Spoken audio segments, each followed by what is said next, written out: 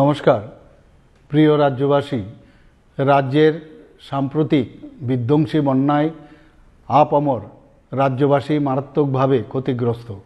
৩৩ জন নাগরিক প্রাণ হারিয়েছেন।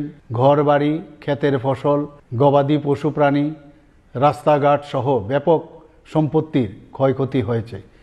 রাজ্য সরকার ক্ষয়ক্ষতি পূরণের লক্ষ্যে জোরদার প্রয়াস অব্যাহত রেখেছে। তবুও আগের স্বাভাবিক অবস্থায় ফিরে আসতে আরও অনেক সময় লাগবে। রাজ্যের এই সংকটকালে রাজ্যের বাইরের বহু মানুষ, স্বেচ্ছাসেবী সংস্থা, ক্লাব, সংগঠন ও ব্যক্তিবিশেষ স্বতঃস্ফূর্তভাবে প্রশাসন ও দুর্গতদের জন্য সাহায্যের হাত বাড়িয়ে দিয়েছেন। রাজ্যের এই পরিস্থিতিতে এবার শারদোৎসব আসন্ন। উৎসব আমাদের জীবনের অনুষঙ্গ।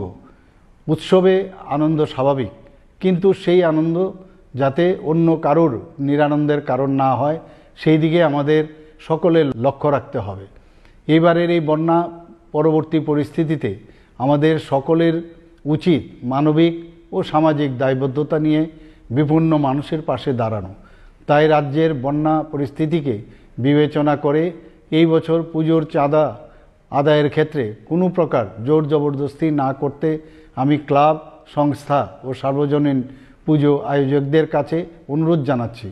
পাশাপাশি রাস্তায় যানবাহন থামিয়ে চাঁদা আদায় না করার জন্য আমি পুজো আয়োজকদের কাছে আবেদন জানাচ্ছি।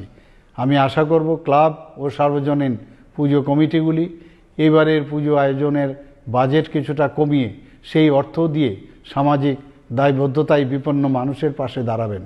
সকলের সর্বাত্মক অংশগ্রহণের মধ্য দিয়ে আসন্ন দুর্গোৎসব শান্তিপূর্ণভাবে সম্পন্ন হোক এবং এই বিপর্যয় পরিস্থিতিকে কাটিয়ে আমরা আবার যাতে সকলে মিলে উৎসবের আনন্দে অংশ নিতে পারি, সেটাই হোক আমাদের প্রার্থনা।